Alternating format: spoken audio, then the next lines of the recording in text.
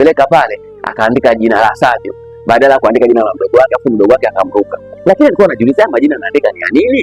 Basi akarudisha ile karatasi pale, akamwambia mzee, akamwambia hii hapa kwenye chungu, akaiweka karatasi kwenye chungu. Mzee akaiokota ile karatasi, aliposoma akamwambia hapana, umeandika ndugu zako, lakini ile jina la 9 sio ndugu yako huyu ni rafiki yako, tunataka ndugu yako. Kuna mtu ambaye umemwacha ni ndugu yako. Samu akastaajabu, imekuaje? Mzee amejua, akamwambia ile jina la 9 sio lenyewe, likate. Samu akakata ile jina, akamwambia andika jina lako, akaandika jina la pembeni pale, akaandika Neema ambaye ni mdogo wake wa kike. Samu akamrudisha karatasi kwenye chungu. Samu akarudisha karatasi kwenye chungu, akamwambia basi toka nje, utasikia tena tukikuita jina lako. Samu akatoka nje akiwa na furaha, akiwa amekaa pale, anajua kabisa sasa utajiri umekuja. Akiangalia washoo wengine magari yakabaki pale nje, Samu anatamani na yeye apate hayo mafanikio. Samu ana kiu na utajiri. Samu akawa amekaa. Sasa kwa kuwa kulikuwa kuna baridi Mbeya, jiji la Mbeya lina baridi sana. Alafu kizingatia kwamba kule wako porini, wako mashambani, wako kilingeni kule. Hapa nje hapa watu tulikuwa timu ni kubwa sana. Watu wamekoka moto wanaota. Samu naye akaenda pale akawa amekaa na blanketi lake na anaota moto, anasikilizia tena zamu yake itakapoitwa. Katika ukaa pale wakati wanapiga story, watu wakawa wanapiga story tofauti pale, kila mtu akimsifia mzee kwamba mzee kazi zake hazilali. Wanasema ngoma ya kubwa ikeshi. Mzee alikuwa akopeshi, yani ukikubali masharti yake mzee mafanikio umeona. Mzee hana pambamba. Kwa hiyo story zile zikazidi kumvutia sana Samu, akamini kabisa kama kweli mzee hana pambamba na mimi hapa tayari, maana yake mambo yangu yatakuwa super. Kweli kafikia Samu akaitwa zamu yake. Bana Samu unaitwa. Samu akakimbia haraka. Samu alikuwa halali. Alipofika hapa na karatasi hapa, akamwambia shika hii karatasi. Akamwambia katika hii karatasi soma majina kuanzia chini kwenda juu. Ndio some majina hayo. Samu akasema sawa. Kwa hiyo usianzie namba 1 kushuka chini, yani anzia chini, yani kama uanzie namba 10 upande juu. Samu akapaka karatasi, akasoma kama alivyoelekezwa. Alifika namba 3 akamwambia basi stop hapo. Akamwambia kunja karatasi, akaikunja. Alipoikunja karatasi akamwambia yeke kwenye kibuyu, akaweka kwenye kibuyu. Karatasi katikiswa. Ile karatasi ilipotikiswa kwenye kibuyu iliyotolewa, karatasi kawa ile nyekundu. Samu akapewa ile karatasi. Akamwambia karatasi sasa iweke kwenye wallet yako. Hakikisha kwamba hii karatasi usiitoe kwenye wallet. Umeshanielewa? Alafu kitakachotokea nyumbani ndio mafanikio yako wewe. Kuanzia sasa hivi simu zitaanza kuita kuliko unapoitaka. Alafu utakutana na watu wakubwa watakupa connection kuliko tofauti na mwanzo connection ambao ulikuwa nayo. Kwa hiyo mafanikio tayari umeshayapata. Ila kitakachokutokea hakikisha usitoe chozi. Yaani utakapotoka hapa, jambo zito litakalotokea, hakikisha usitoe machozi. Komaa, kwa kuwa ni mwanaume, amini ndo pesa inakuja. Samu akaondoka pale akiwa na furaha sana, akatoka. Akamwambia rafiki yake Sajo, bwana mimi nahisi kabisa mafanikio nimeshayaona. Wakakumbatiana wakacheka kwa furaha. Asubuhi yake wakaanza safari, wakarudi jijini. Walipofika Dar es Salaam kama kawaida, Samu akatekenya ndinga yake akaingia Misele. Huwezi kuamini siku hiyo kawa ni tofauti na siku zote. Samu ametoka amezungusha sana, kazi zimekuwa ni nyingi zinamzidia. Samu zinaita. Samu ameenda huku, karuka Oysterbay, karuka Masaki, Samu karuka Mikocheni, Samu karudi Posta, Samu kuzunguka mpaka inafika saa 3 usiku akawa amepaki gari yake nje ya supermarket. Samu akaona sasa ngoja ingia achukue kinywaji. Wakati anataka kuingia kuchukua kinywaji, akaona kuna gari kaja kupaki pembeni na gari yake. Kabidi atoke kwa sababu gari yake ni taxi. Akatoka amechukua vinywaji vyake vitatu. Alipofika kwenye ile taxi, wale washikaji wakampigia, wale kama bana vipi sasa wewe dereva taxi? Ndio tumeifuata taxi kwa tunahitaji. Akamwambia ndio. Hamna tabu, gari iko free. Hauna mteja? Sina mteja boss, gari iko free. Akamwambia basi okay poa. Hamna noma, kuna mzigo wetu hapa. Tunataka utupelekee sehemu tutakuelekeza. Akasema hamna noma. Wakafungua bonnet, jamaa akatia boksi lao kule, buti likafungwa. Alipofunga buti, Samu akamwambia bwana shika, nipitajie namba yako ya simu. Akataja, akamwambia sasa toka hapa. Akamuelekeza njia panda. Akishafika pale njia panda, washa daboaza alitusubiria hapo. Kuna mahali tutakuelekeza tunaenda. Samu akaona hamna noma. Ule mchongo uliambiwa si ndio huu hapo, mambo ndio ameshajipa. Wale jamaa wakatoa shilingi 500. Hawajapatana bei wala nini, wakampa shilingi 500 cash. Kamata.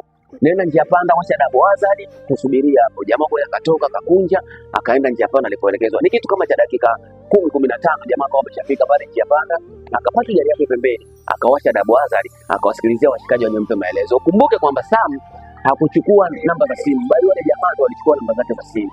Samu akawa ametulia pale akiwa anasikilizia maelekezo yafuate, kwa sababu jamaa washachukua namba zake za simu, manake watampigia. Likapita lisali moja, Samu amekaa pale Nikola. Hakuna simu, hakuna message, hakuna ujumbe. Kapita risala 2 hola, kapita risala 3 hola. Inaenda saa 7 sasa. Kwa hiyo doria za usiku zile za askari defender ikamkuta pale. Mwamba vipi? Akasema kuna mteja wangu amenipigia simu hapa nimsubiri, akamwambia sehemu hii ni hatarishi, haturuhusu mtu kukaa kwa siku huu, kwa hiyo unatakiwa uondoke. Basi Samu alipoona vile na ameshapata taarifa ambazo ni za ulinzi za kiusalama, Samu akaingia kwenye gari yake akawasha, akaona basi anyway, kwa sababu mzigo wao mimi ninao, jamaa hawa watanicheki. Samu akarudisha gari yake huyo nyumbani. Ni usiku tena, kuna nini? Nilikwenda kupumzika. Samu akapitia grocery pale akapata bia zake 2-3, akaenda zake geto, kaingiza gari yake ndani. Samu akaoga akajipumzisha. Asubuhi palipokucha, akiangalia simu haijaita. Jamaa akawa anajiuliza, mbona wao jamaa wanipigia simu? Akaoga freshi, akawasha ndinga yake kijiweni. Kutoka kijiweni, babu sio kukaa, simu zinaita, lakini sio jamaa wanaompigia. Ila kazi ni tofauti zingine kabisa zinazoita. Yaani kazi tofauti kabisa. Basi kapiga kazi. Ikifika mida ya saa 10, akapigiwa simu na mama, kama bwana kuna habari mbaya. Mamake akawa analia. Nini kuna habari mbaya? Habari gani? Kama bwana tatizo huko limetokea nyumbani. Mdogo wako amepata ajali, amegongwa na gari, mdogo wako Neema. Samu akastaajabu hapo, akashtuka vibaya mno. Kagongwa na gari? Akamwambia ndio, alikuwa anavuka akapitiwa na gari. Kwa hiyo hali ni mbaya, na kiufupi tu hatuwezi kupita kwa sababu ni mtoto wa kiume amefariki. Samu alitamani kulia lakini akajikaza, kama niliambiwa nikisikia taarifa nzito maana yake nisilie. Basi Samu kabidi awashe ndinga mpaka nyumbani. Akifika nyumbani kwao ni Msasani pale. Akifika Msasani akakuta tayari baadhi ya ndugu wamefika pale, wamekaa kikao. Anaanza kujadili kwamba tunafanyaje. Anauliza ilikuwaje, na baba alikuwa anavuka tu, ghafla ilikuja gari ikagonga, na hiyo gari ilipomgonga iliondoka. Gari ina gani? Akauliza maana hata hujajua maana gari bwana. Ilikuwa ni RAV4. Basi Samu akashtuka, RAV4 ni gani? Akamwambia RAV4 ni nyeusi. Basi Samu akasema basi hakuna tabu. Watu wakawa wanajadili kwa hiyo gari imekamatwa, ambayo gari haikukamatwa, kwa hiyo haijajulikana wale kwa mgongo wale jamaa walikimbia, lakini inaposemekana gari ya mgongo ni aina ya RAV4. Samu alikuwa anajikaza tu asilie, lakini ni mdogo wake anampenda, ni kipenzi chake kweli kweli Samu.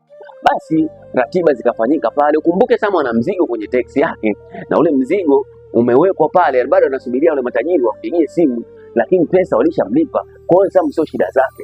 Basi kikafanyika ratiba pale, watu wakakaa wakakubaliana, baada ya siku 2 watu wakahifadhi ule mwili. Maisha Samu akarudi kuendelea na maisha yake kama kawaida. Sasa wakampigia simu, bana vipi? Akamwambia ndugu yangu nilipata matatizo, mdogo wangu alifariki. Sasa akamwambia komaa, ndio ukubwa na ndio mafanikio hayo, yatafanikiwa, kwa hiyo inabidi ukomae sana.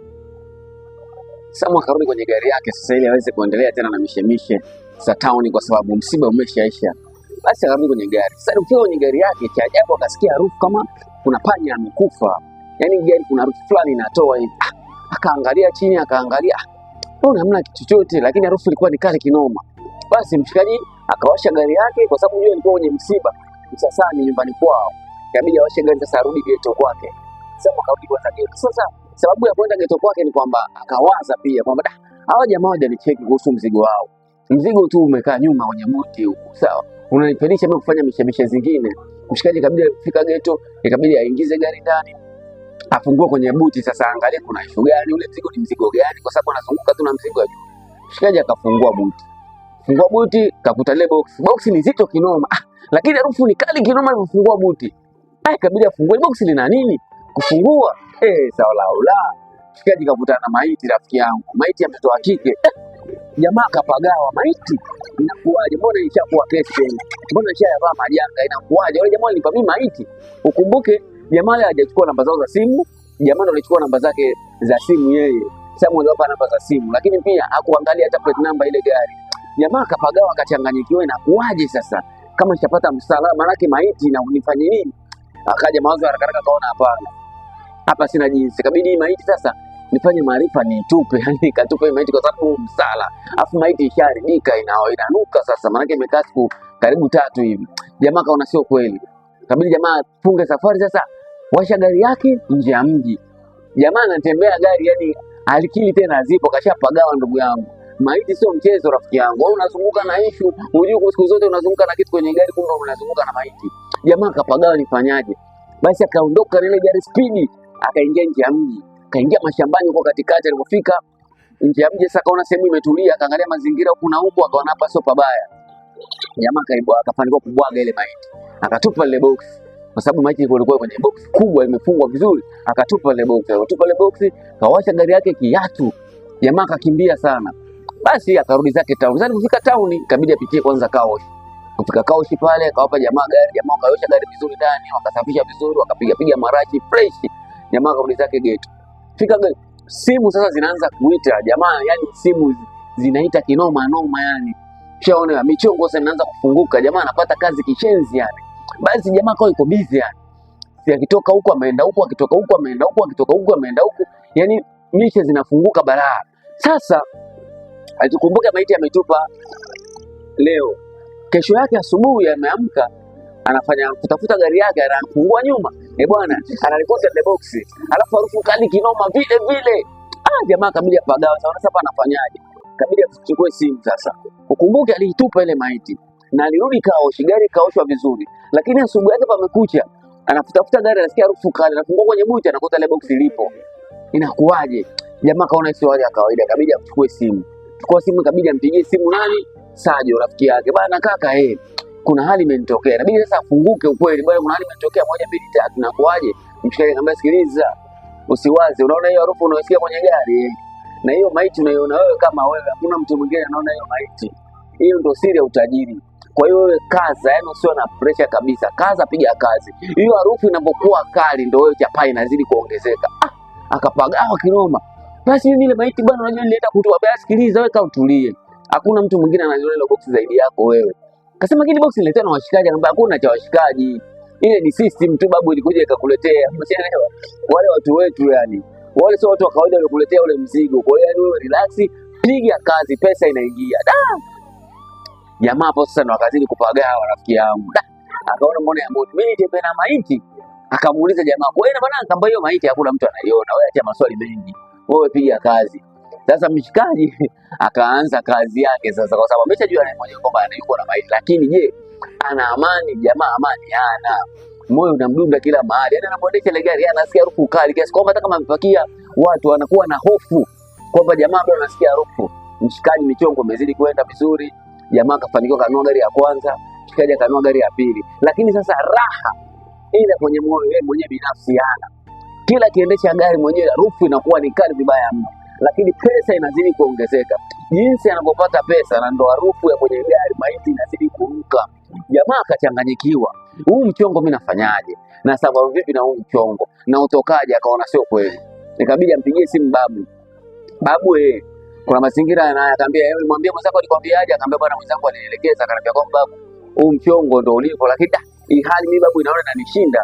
Nataka nichomoke kwenye biashara. Babu akamwambia sikiliza, ile karatasi ambayo nilikupa ile karatasi ile ukaondoa sio kwenye wallet, tunaikumbuka karatasi nyekundu ile. Sasa hiyo karatasi nenda kaichome. Nichome moto? Akamwambia karatasi ichome moto. Akasema sawa. Baba kitatokea nini? Akamwambia wewe choma moto karatasi, usiwe na maswali mengi. Matokeo utayaona. Basi mshikaji akachukua karatasi yake na akaitia moto. Alipoitia moto ile karatasi, aka siku ya kwanza, siku ya pili, yaani tuseme masaa 24. Kama ule muda aliochoma, labda tuseme karatasi umechoma jana saa 7. Kufika saa 7 ya leo akapata taarifa kwamba mdogo wake mwingine amefariki. Jamaa kabidi achanganyikiwa, akampigia simu tena Sajo. Bwana kaka, inakuaje? Mbona kuna mazingira yanatokea hivi na hivi? Nimechoma karatasi, nimeongea na mzee jana, akanipa information, nimechoma karatasi, naona ndugu zangu tena mwingine tena amefariki. Akamwambia kaka, hiyo ndo pesa inaingia. Jamaa kaona usimtanie. Mshikaji kabidi afunge safari mpaka kwa Sajo. Bwana kaka, sikiliza. Mimi kupesa makweli pesa naitaka, lakini mchongo sasa hivi mimi umenishinda. Tokaje mimi siwezi ya mambo, ndugu zangu wanateketea. Akamwambia bwana, yani pale alishaingia. Tumeshaingia kwenye mikataba. Na nilikwambia kabla, kwa sababu hiyo ni mikataba. Na mikataba hii huwezi kuivunja, hakuna njia nyingine yote. Bwana sasa mkapagawa, kaona sio kweli. Hakuna jinsi, kabidi afunge safari mpaka kwa babu mwenyewe. Kafika kumuelezea bwana, baba mimi nimekuja. Na ukifika kwa mzee ujue kama unakuja pale unakuta foleni. Kaka kwenye foleni pale siku 3. Siku ya 3 ndo anaruhusiwa kuingia yeye. Kamwendea mzee, nimekuja. Mimi shida yangu mpaka unaleta hapa. Huu mchongo mzee mimi siutaki. Nataka nitoke kwenye huu mchongo. Kwa hiyo sitaki tena hizi mishe baba. Baada mzee akamwambia bwana sikiliza. Ile karatasi ushaichoma, unaweza kuirudisha? Ile karatasi ambayo nilikuruhusu wewe ichome, unaweza kuirudisha karudi vile vile? Akasema siwezi. Akamwambia kama uwezi, ndio vile ambavyo hata sisi hatuwezi kurudisha mkataba. Ingekuwa unaweza kurudisha ile karatasi ndio kupa ukaichoma, maana yake hata mimi ningeweza kurenew mkataba tukaanza upya, au tungesema unakutoa. Lakini kama karatasi huwezi kuirudisha, basi na mkataba huwezi kurudiwa. Kwa hiyo imeshapita. Samu alipagawa kinoma rafiki yangu. Akatoka waza sasa mshikaji pale. Kumbuka yani hana furaha tena. simu ndo inaita michongo inaingia, pesa inakuwepo, lakini amani hana. Mshikaji akaona sio kweli. Jamani tokea mua sasa, aliporudi Dar es Salaam, safari moja kwa moja Mwamba akaunga Tanga. Kaingia ndani huko, kuna mji mmoja unaitwa kwa Msisi. Wakazi wa Tanga wanajua. Mwamba alipofika Tanga, alikoingelezwa kwa Msisi huko, akaenda kamaona mzee mmoja, ikabidi amuelezee, "Babu nimekuja hapa. Changamoto yangu kama nipigia mkataba kuna 1 2 3 4." Alimuelezea mzee kinaga ubaga kuhusu yule.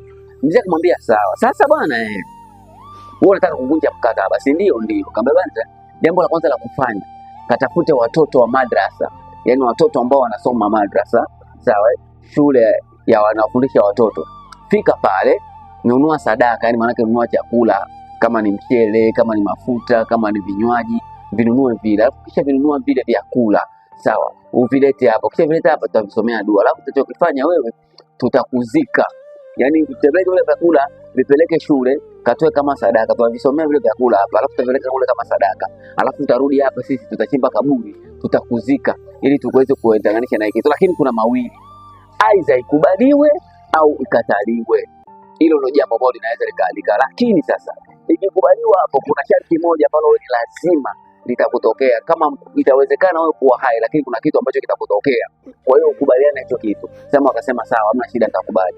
Akaenda kanunua vile vitu, vikapelekwa kwa wale watoto, vikasomewa pale, akapeleka wale watoto kama sadaka. Aliporudi hapa, mzee akamzika. Alipomzika mzee alimzika nusu mwili, maana kichwa kikabaki, akazika hichi cha chini. Mzee akaanza kusoma dua. Aliposoma dua, mzee alipokuwa anasoma dua, akamwambia, "Bwana sema nimekufa nafufuliwa upya." Akasema nimekufa nafufuliwa upya. Akasema mambo kama mara 7 hivi. Mzee akafanya mambo yake aliyofanya. Akamwambia basi sawa. Wakachukua mbuzi wakachinja. Alipochinja mbuzi, akamwambia hivi, "Wewe utafanikiwa kutoka, isipokuwa lazima uwe kilema." Sasa unasemaje? Akamwambia ni mawili. Aidha uendelee na mishemishe hivi hivi, utapata hela, au ukubali kabisa kwamba unapotoka hapa lazima wewe uwe kilema. Yaani utapata ajali na utakuwa kilema. Kafara yako ya damu, roho itabaki lakini miguu utaipoteza. Uko tayari? Samu alikuwa ameingia kwenye mtego ambao kutoka ulikuwa ni changamoto. Lakini mwisho wa siku, kutokana na mateso na wale ndugu zake, akauliza, "Je, ndugu zangu wataendelea kufa?" Akamwambia ndugu zako hawata kufa. Samu alikubali, akaingia mkataba mwingine tena mpya wa kuweza kumtoa kwenye mkataba wa kwanza. Samu alifanya ile jambo, alikubali, akaondoka pale. Kweli wakati wanarudi njiani, Samu akakutana uso kwa uso na lori, akapigwa na Samu miguu miwili kakatika. Samu akatwa miguu miwili. Alipokatwa miguu miwili, Samu akawa ndo tayari ukilema umeshaupatia hapo. Na ni kweli ule mkataba na wale jamaa akawa wamefunga hapo, jamaa akawa ni kilema. Yaani utajiri ambao tonge alilolichukua la utajiri ni kwamba kumeza limezeki, kutema litemeki, na ndo lilitemeka kwa staili hiyo.